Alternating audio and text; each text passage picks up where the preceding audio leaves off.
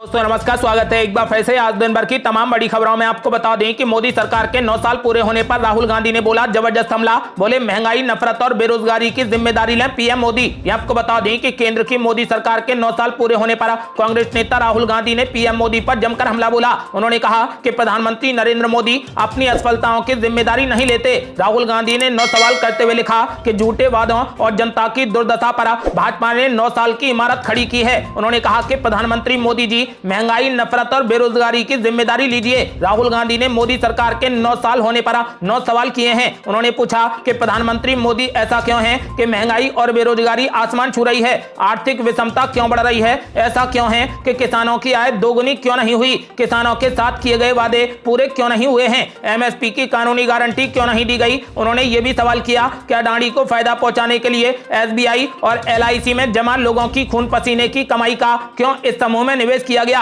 अडानी समूह की फर्जी कंपनियों में जमा 20,000 करोड़ रुपए किसके हैं। राहुल गांधी ने सवाल किया कि प्रधानमंत्री मोदी आपने चीन को लाल आंख दिखाने की बात करने के बावजूद चाइना को क्लीन चिट क्यों दी। चुनावी फायदे के लिए, राजनीतिक फायदे के लिए डर का माहौल क्यों पैदा किया जा रहा है। राहुल गांधी ने पूछा कि ऐसा क्यों है कि आप महिलाओं, दलितों, आदिवासियों और अल्पसंख्यकों पर अत्याचार को लेकर चुप रहते हैं, जाति आधारित जनगणना पर चुप्पी क्यों है। उन्होंने सवाल किया कि ऐसा क्यों है कि विपक्षी नेताओं के खिलाफ बदले की भावना से कार्रवाई की जा रही है और विपक्ष शासित सरकारों को अस्थिर करने का प्रयास किया जा रहा है। क्या ऐसा नहीं है कि कुप्रबंधन से 40 लाख लोगों की मौत हुई है और प्रभावित परिवारों को मुआवजा नहीं दिया गया। राहुल गांधी ने पीएम मोदी पर हमला बोलते हुए कहा कि पीएम मोदी को इन सवालों पर चुप्पी तोड़नी चाहिए।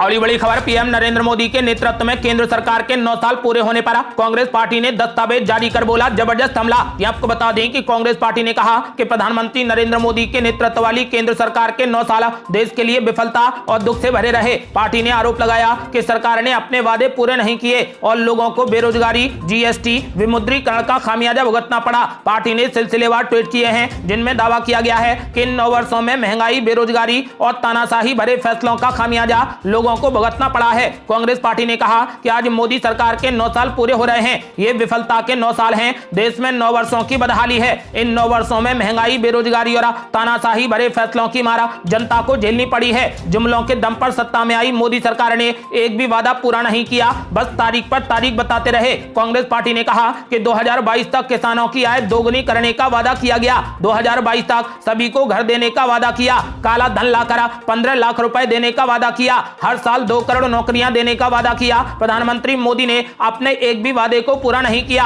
इसके विपरीत उन्होंने अपनी अज्ञानता के कारण देश को परेशानी में डाल दिया। कांग्रेस पार्टी ने कहा कि नोटबंदी ने अर्थव्यवस्था को बर्बाद कर दिया, लोग बैंक लाइन में मर गए। उस भयावह दृश्य को कौन भूल सकता है। प्रधानमंत्री मोदी पर हमला बोलते हुए कांग्रेस पार्टी ने कहा कि गब्बर सिंह टैक्स यानी जीएसटी से व्यापारी तबाह हो गए। पार्टी ने यह भी दावा किया कि केंद्र की अग्निवीर योजना ने इस देश के युवाओं के सपनों को कुचल दिया। एक अन्य ट्वीट में कांग्रेस पार्टी ने मोदी के नेतृत्व वाली भाजपा सरकार पर विपक्षी नेताओं पर केंद्र एजेंसियों का इस्तेमाल करने का आरोप लगाया है। कांग्रेस पार्टी ने निशाना साधते हुए कहा कि आवाज उठाने वाले किसी व्यक्ति को दबाओ, उसे कुचल दो, उसे जेल में डाल दो, उसे बुलडोज करो, ईडी सीबीआई का डर दिखाओ। अगर सरकार नहीं है तो पैसे के आधार पर सत्ता खरीदो और लोकतंत्र की हत्या करो। ये विफलता के 9 साल हैं। पार्टी ने कहा कि अब लोग उनसे थक चुके हैं। कर्नाटक चुनाव इसका सबूत है, जहां जनता ने सीधे प्रधानमंत्री नरेंद्र मोदी और उनकी भ्रष्ट सरकार को नकार दिया है। असंतोष की ये लहर दक्षिण से शुरू हुई है जो पूरे देश को अपनी चपेट में ले लेगी।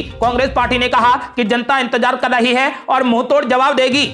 अगली बड़ी खबर, कांग्रेस पार्टी ने बीजेपी से पूछे 9 सवाल तो बीजेपी ने बताया झूठ का पुलिंदा। ये आपको बता दें कि केंद्र में प्रधानमंत्री नरेंद्र मोदी के नेतृत्व में बीजेपी सरकार के 9 साल पूरे होने पर कांग्रेस पार्टी ने भी 9 सवाल पूछे हैं। इन सवालों पर बीजेपी सांसद और पूर्व केंद्रीय मंत्री रविशंकर प्रसाद ने तगड़ा जवाब दिया है। उन्होंने कहा कि कांग्रेस पार्टी ने जो 9 सवाल पूछे हैं वो झूठ का पुलिंदा है। ये कांग्रेस की बेशर्मी की पराकाष्ठा है। प्रेस कॉन्फ्रेंस में उन्होंने आगे कहा कि आप आलोचना कीजिए, लेकिन आलोचना में आप देश के अंदर के संकल्प को कमजोर मत कीजिए। ये बहुत बड़ा अपमान है उन लाखों सेवा कर्मियों का, डॉक्टर, नर्सेज, सफाई कर्मचारी, एम्बुलेंस चलाने वालों का, जिन्होंने कोविड काल में देश को बचाने की कोशिश की। पूर्व केंद्रीय मंत्री ने आगे कहा कि आज भारत दुनिया की 5वीं सबसे बड़ी अर्थव्यवस्था बन गया है। आज 16,000 करोड़ रुपए का डिफेंस एक्सपोर्ट हो रहा है। भारत मोबाइल मैन्युफैक्चरिंग में दुनिया का दूसरा सबसे बड़ा मैन्युफैक्चर बन गया है। भारत में डिजिटल पेमेंट का आंकड़ा $10 बिलियन का है। आज विकास के हर क्षेत्र में भारत तेजी से आगे बढ़ रहा है। अगर ये सब सब कांग्रेस पार्टी को नहीं दिखता है तो कोई क्या कर सकता है। आपको बता दें कि दरअसल मोदी सरकार के 9 साल पूरे होने पर कांग्रेस पार्टी की ओर से जयराम रमेश ने एक प्रेस कॉन्फ्रेंस की। इस दौरान उन्होंने एक बुकलेट भी जारी की और कहा कि हमारी पार्टी प्रधानमंत्री मोदी से 9 सवाल पूछ रही है। हम जानना चाहते हैं कि इन 9 सवालों का जवाब देने के लिए वो कब चुप्पी तोड़ेंगे। आपको बता दें कि बीजेपी ने इन 9 सवालों पर कहा कि ये कांग्रेस का झूठ का पुलिंदा है, ये कांग्रेस की बेशर्मी की पराकाष्ठा है। अगली बड़ी खबर, भाजपा ने कांग्रेस पार्टी पर बोला जबरदस्त हमला, कहा आकाश से पाताल तक घोटाले करने वाले हमसे पूछ रहे सवाल। ये आपको बता दें कि केंद्र की मोदी सरकार के 9 साल पूरे होने पर कांग्रेस पार्टी ने प्रधानमंत्री नरेंद्र मोदी से 9 सवाल पूछे हैं। कांग्रेस पार्टी ने 9 साल 9 सवाल के लिए एक दस्तावेज भी जारी किया है। इस पर भाजपा के वरिष्ठ नेता और पूर्व केंद्रीय मंत्री रविशंकर प्रसाद ने जमकर हमला बोला। उन्होंने कहा कि कांग्रेस पार्टी करप्शन पर सवाल पूछ रही है, जिसके शासनकाल में 2G घोटाला, कॉमनवेल्थ घोटाला, आदर्श घोटाला, बोफोर्स घोटाला, अंतरिक्ष घोटाला और हेलीकॉप्टर घोटाले जैसे कितने बड़े बड़े घोटाले हुए। कांग्रेस पार्टी ने पंच तत्वों में भी भ्रष्टाचार किया है। जल में सबरीन घोटाला, थल में कॉमनवेल्थ घोटाला और आदर्श घोटाला, नभ में हेलीकॉप्टर घोटाला, वायु में 2G घोटाला और अग्नि में रॉबर्ट वाड्रा का सोलर प्लांट लगाने की योजना, जिस पर FIR के बाद आगे की कार्रवाई चल रही है। उन्होंने कहा कि कांग्रेस पार्टी ने अपने लिए 4C ग्रेडिंग चुनी है, यानी कट, कमीशन, करप्शन और कांग्रेस। उन्होंने कहा कि यही है कांग्रेस। उन्होंने कहा कि कांग्रेस पार्टी राष्ट्रीय सुरक्षा पर सवाल पूछ रही है, वो भी चीन के संदर्भ में। कांग्रेस पार्टी के मित्रों सुन लो, भारत की जमीन जो गई है कांग्रेस पार्टी की सरकार में ही गई है। आज गलवान और डोकलाम में भारत ने अपनी ताकत दिखाई है और साख दिखाई है। ये प्रधानमंत्री नरेंद्र मोदी की अगुवाई वाला भारत है जिसने 300 चाइनीज ऐप को बंद कर दिया। इसी तरह उरी हो या बालाकोट हो, घर में घुसकर मारा है। आपको बता दें कि फिलहाल रविशंकर प्रसाद ने कांग्रेस पार्टी पर जमकर हमला बोला। उन्होंने कहा कि आकाश से पाताल तक घोटाले करने वाले हमसे सवाल पूछ रहे हैं। अगली बड़ी खबर, मोदी सरकार के 9 साल पूरे होने पर पप्पू यादव ने बोला जबरदस्त हमला, बोले 2024 में फिर से बीजेपी को मिल गए नए बाबा। ये आपको बता दें कि मोदी सरकार के 9 साल पूरे होने पर जन अधिकार पार्टी के सुप्रीमो पप्पू यादव ने पीएम नरेंद्र मोदी पर जमकर हमला बोला और कहा कि 9 साल की सरकार हो गई लेकिन काम 9 महीने के बच्चे के बराबर भी नहीं हुआ। उन्होंने कहा कि हिंदुस्तान के प्रधानमंत्री कभी चीन और अमेरिका के खिलाफ नहीं बोलते, वे सिर्फ पाकिस्तान को गाली देते हैं। पीएम मोदी कभी विकास की बात नहीं करते हैं। मोदी सरकार महंगाई का मुद्दा भूल गई, जंतर मंतर पर बैठी महिला पहलवानों को भूल गई, भारत की इकोनॉमी भूल गई। 2014 में भारतीय जनता पार्टी को बाबा रामदेव मिल गए थे, 2019 में इनको नए बाबा मिल गए और अब 2024 में फिर से इनको एक नए बाबा मिल गए हैं। पप्पू यादव ने मोदी सरकार पर निशाना साधते हुए कहा कि राम मंदिर हमारे इमोशन से जुड़ा है, रोजगार से नहीं। हम हिंदुस्तान में वाल्मीकि और सीता का मंदिर बनाएंगे। उन्होंने बीजेपी पर निशाना साधते हुए कहा कि रोजगार पर चर्चा नहीं, हर चुनाव में सिर्फ नफरत की बात करना, हर चीज में मार्केटिंग करना, अडानी का पैसा बढ़ाना, मुसलमानों को गाली देना। ईडी, सीबीआई, केंद्रीय एजेंसी के बल पर भारतीय जनता पार्टी 2024 में फिर से सत्ता में आना चाहती है। उन्होंने कहा कि इनको संविधान पर भरोसा नहीं है, भगवान प्रेम की बात करते हैं लेकिन ये नफरत की बात करते हैं। उन्होंने कहा कि समाज को जोड़ने के बजाय समाज को तोड़ने की बात करते हैं। अगली बड़ी खबर, नई संसद का राष्ट्रपति से उद्घाटन करवाने पर अड़ी कांग्रेस पार्टी को जेडीएस ने दिया तगड़ा जवाब, कहा हम उनके गुलाम नहीं। ये आपको बता दें कि नई संसद भवन के उद्घाटन को लेकर मचे सियासी बवाल के बीच जेडीएस नेता HD कुमारस्वामी ने कांग्रेस को निशाने पर ले लिया। कर्नाटक के पूर्व मुख्यमंत्री कुमारस्वामी ने कहा कि राष्ट्रपति चुनाव के समय कांग्रेस पार्टी ने द्रौपदी मुर्मू के खिलाफ उम्मीदवार क्यों खड़ा किया था। उन्होंने कहा कि अब कांग्रेस पार्टी कह रही है कि बीजेपी आदिवासियों का अपमान कर रही है।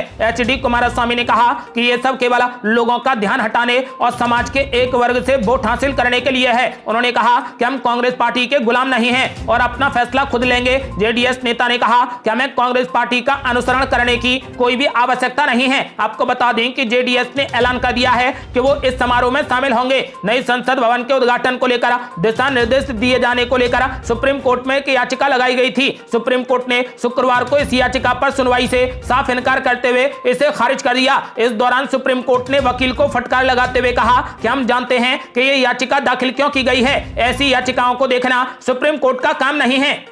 अगली बड़ी खबर, नई संसद भवन के उद्घाटन को लेकर सांसद नवनीत राणा ने विपक्ष पर बोला जबरदस्त हमला, कहा विपक्ष वो नहीं कर सका जो प्रधानमंत्री मोदी ने कर दिखाया है। ये आपको बता दें कि नई संसद भवन के उद्घाटन समारोह पर सियासत लगातार जारी है। पीएम नरेंद्र मोदी के हाथों नए संसद भवन का उद्घाटन कराए जाने को विपक्ष राष्ट्रपति द्रौपदी मुर्मू का अपमान बता रहा है। इसी बीच अमरावती से निर्दलीय सांसद नवनीत राणा ने संसद भवन के उद्घाटन को लेकर बड़ा बयान दिया है। उन्होंने कहा कि विपक्ष इस बात से परेशान है कि पीएम मोदी ने वो किया है जो विपक्ष नहीं कर सका है। उन्हें प्रधानमंत्री मोदी से परेशानी है। अमरावती से सांसद नवनीत राणा ने कहा कि पुरानी संसद अंग्रेजों ने बनाई थी, लेकिन नई संसद के पीछे का दिमाग भारत और भारत के वासियों का है और मुझे समझ में नहीं आता कि विपक्ष इतने मुद्दे क्यों बना रहा है। विपक्ष इस बात से परेशान है कि प्रधानमंत्री मोदी ने वो किया है जो विपक्ष नहीं कर सका है। उन्हें प्रधानमंत्री मोदी से परेशानी है। संसद भवन के उद्घाटन समारोह में जाने को लेकर उन्होंने कहा कि हम पूरे दिल और अपनी पूरी इच्छा के साथ में उद्घाटन समारोह में जाएंगे और जो नहीं जा पा रहे हैं वो टीवी के सामने बैठकर उस पवित्र मंदिर के उद्घाटन को देखेंगे।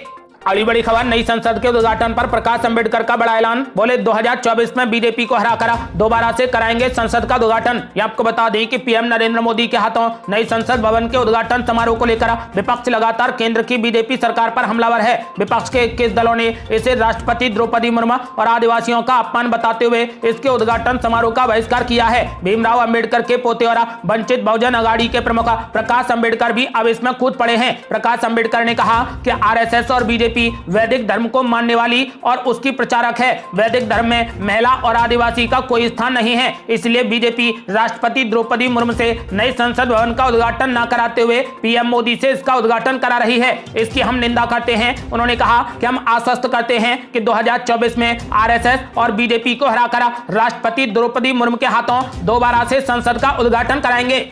अगली बड़ी खबर, वीर सावरकर की जयंती पर हो रहा नए संसद भवन का उद्घाटन। शिंदे की शिवसेना बोली ये राज्य के लिए गर्व की बात है। ये आपको बता दें कि महाराष्ट्र के मुख्यमंत्री एकनाथ शिंदे के नेतृत्व वाली शिवसेना ने नए संसद भवन को नए भारत का प्रतीक बताया और कहा कि ये राज्य के लिए गर्व की बात है कि इस ढांचे का उद्घाटन 28 मई को दिवंगत हिंदुत्व विचारक वीर सावरकर की जयंती पर किया जाएगा। पार्टी ने विपक्षी दलों से भी आग्रह किया है कि वे राजनीतिक मतभेदों को एक तरफ रखकर उद्घाटन समारोह का बहिष्कार करने के बजाय इस उद्घाटन समारोह में शामिल हों। राज्य में भारतीय जनता पार्टी के साथ मिलकर सरकार चला रही शिवसेना ने एक बयान में कहा कि भारत सरकार ने वीर सावरकर की जयंती पर नए संसद भवन का उद्घाटन करने का निर्णय लेकर उन्हें श्रद्धांजलि अर्पित की है। अगली बड़ी खबर, नई संसद के सियासी दंगल में उतरे डीके शिव कुमार। बोले राष्ट्रपति को ही करना चाहिए नए संसद भवन का उद्घाटन। ये आपको बता दें कि नए संसद भवन के उद्घाटन की तारीख जैसे जैसे करीब आती जा रही है सियासी घमासान बढ़ता ही जा रहा है। कांग्रेस पार्टी समेत 21 विपक्षी दलों ने उद्घाटन समारोह का बहिष्कार करने का फैसला किया है। इन दलों की मांग है कि नई संसद भवन का उद्घाटन प्रधानमंत्री के बजाय राष्ट्रपति के हाथों होना चाहिए। कर्नाटक के उप मुख्यमंत्री और प्रदेश कांग्रेस अध्यक्ष डीके शिव कुमार ने भी इस मांग के समर्थन में बयान जारी किया है। मीडिया से बात करते हुए डीके शिव कुमार ने कहा कि नए संसद भवन का उद्घाटन राष्ट्रपति द्वारा ही किया जाना चाहिए। राष्ट्रपति की अपनी प्रतिष्ठा है, इसमें कोई शक नहीं है कि प्रधानमंत्री एक सिस्टम का हिस्सा हैं, लेकिन हमें यह नहीं भूलना चाहिए कि शिलान्यास के समय भी राष्ट्रपति को आमंत्रित नहीं किया गया। डीके शिव कुमार ने कहा कि नए संसद भवन का उद्घाटन राष्ट्रपति जी को ही करना चाहिए। अगली बड़ी खबर, यूपी में बीजेपी ने मिशन 2024 के लिए बनाई नई रणनीति। विपक्ष की राह नहीं होगी आसान। ये आपको बता दें कि 2024 के लोकसभा चुनाव को लेकर बीजेपी जोर शोर से जुटी है। 30 मई से बीजेपी का महासंपर्क अभियान शुरू होना है। एक तरफ जहां बीजेपी के सांसद, विधायक और मंत्री इस चिलचिलाती गर्मी में ग्राउंड पर जाकर जनता के बीच सरकार के कामकाज को बताएंगे, तो वहीं दूसरी तरफ वर्चुअल वर्ल्ड में भी पार्टी ने अपनी पूरी तैयारी कर ली है। पार्टी अपने साइबर योद्धाओं के जरिए भी मिशन 80 लक्ष्य को पूरा करने की तैयारी कर रही है। बीजेपी ने 29 मई को अपने साइबर योद्धाओं की एक बड़ी बैठक बुलाई है। पार्टी के सोशल मीडिया इन्फ्लुएंसर की एक बैठक लखनऊ में बुलाई गई है, जो इंदिरा गांधी प्रतिष्ठान में होगी। इस बैठक में मुख्यमंत्री योगी आदित्यनाथ और बीजेपी प्रदेश अध्यक्ष भूपेंद्र चौधरी भी शामिल हो सकते हैं। बीजेपी 2024 के लोकसभा चुनाव को लेकर सोशल मीडिया पर भी अपनी तैयारी कर रही है। 2024 में पार्टी ने मिशन 80 का लक्ष्य रखा है, तो अपने सोशल मीडिया के योद्धाओं को तैयार करने में लगी है। अगली बड़ी खबर, लोकसभा चुनाव से पहले योगी सरकार ने लिया बड़ा फैसला। राशन की दुकानों पर घी, दूध और ब्रेड समेत मिलेंगी 35 चीजें। ये आपको बता दें कि उत्तर प्रदेश में अब राशन की दुकानों पर दूध पाउडर, साबुन, मिठाई और बेबी केयर उत्पाद समेत 39 दूसरे सामान मिलेंगे। ये सामान उन मुख्य मार्गों पर बनी राशन की दुकानों पर मिलेंगे जहां से भारी वाहनों का आवागमन हो सके। स्वास्थ्य और सुरक्षा संबंधी वस्तुएं भी मिलेंगी। साथ ही सामानों की गुणवत्ता भी सुनिश्चित की जाएगी। खाद्य और रसद विभाग ने इसके लिए आदेश जारी कर दिए हैं। अगली बड़ी खबर 2024 के लोकसभा चुनाव को लेकर मुख्यमंत्री भूपेश बघेल ने कर दिया बड़ा ऐलान। कहा यूपीए को मिलेंगी 300 से ज्यादा सीटें। ये आपको बता दें कि अगले साल देश में लोकसभा के चुनाव होने हैं। सत्ता की चाबी किसके हाथ में जाएगी, इसको लेकर अभी से राजनीतिक बयानबाजी शुरू हो गई है। इस बीच छत्तीसगढ़ के मुख्यमंत्री भूपेश बघेल ने बड़ा दावा कर दिया है। मुख्यमंत्री भूपेश बघेल ने कहा कि 2024 के लोकसभा चुनाव में यूपीए को 300 से ज्यादा सीटें आएंगी। बता दें कि 2019 के लोकसभा चुनाव में कांग्रेस पार्टी को 52 सीटें मिली थी। चुनाव आयोग के आंकड़ों के मुताबिक कांग्रेस पार्टी ने कुल 421 लोकसभा सीटों पर अपने उम्मीदवार उतारे थे। अब उन्होंने ऐलान कर दिया है, यानी छत्तीसगढ़ के मुख्यमंत्री भूपेश बघेल ने ऐलान कर दिया है कि 2024 के लोकसभा चुनाव में यूपीए 300 सीटों के साथ पूर्ण बहुमत की सरकार बनाएगी।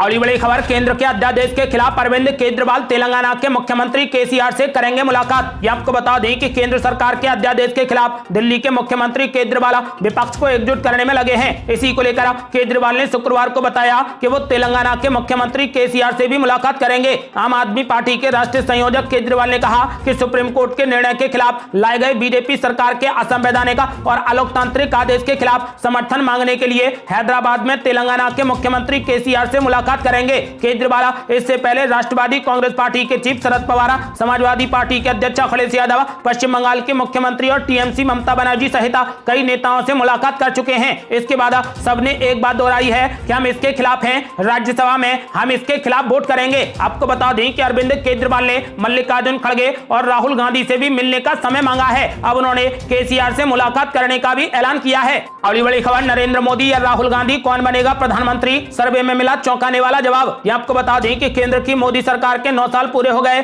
और करीब 1 साल बाद लोकसभा का चुनाव होना है। ऐसे में सवाल है कि क्या नरेंद्र मोदी को फिर से सत्ता की चाबी मिल पाएगी। एक तरफ चुनाव को देखते हुए विपक्षी पार्टियां एकजुट होने की कोशिश में जुटी हैं, तो वहीं दूसरी तरफ बीजेपी भी केंद्र में जीत के हैट्रिक लगाने की हर संभव कोशिश कर रही है। इस बीच एबीपी न्यूज के लिए सी वोटर ने सर्वे किया। इस सर्वे में पूछा गया कि पीएम मोदी और कांग्रेस के पूर्व अध्यक्ष राहुल गांधी में से प्रधानमंत्री पद की पहली पसंद कौन है। इसके जवाब में 56% लोगों ने कहा कि वो चाहते हैं कि एक बार फिर से नरेंद्र मोदी प्रधानमंत्री बने। वहीं 35% लोगों ने राहुल गांधी को अपनी पसंद बताया है। बीजेपी के खिलाफ एकजुट होने को लेकर आए दिन विपक्षी नेता मिल रहे हैं। बिहार के मुख्यमंत्री नीतीश कुमार ने कांग्रेस अध्यक्ष मल्लिकार्जुन खड़गे से मिलने के बाद पश्चिम बंगाल की मुख्यमंत्री ममता बनर्जी और उद्धव ठाकरे सहित कई नेताओं से मुलाकात की है। सभी नेताओं ने इस दौरान कहा कि आने वाले दिनों में आगे की रणनीति को लेकर चर्चा करेंगे। इस बीच सर्वे में 56% लोगों ने प्रधानमंत्री नरेंद्र मोदी को अपनी पहली पसंद बताया और 35% लोगों ने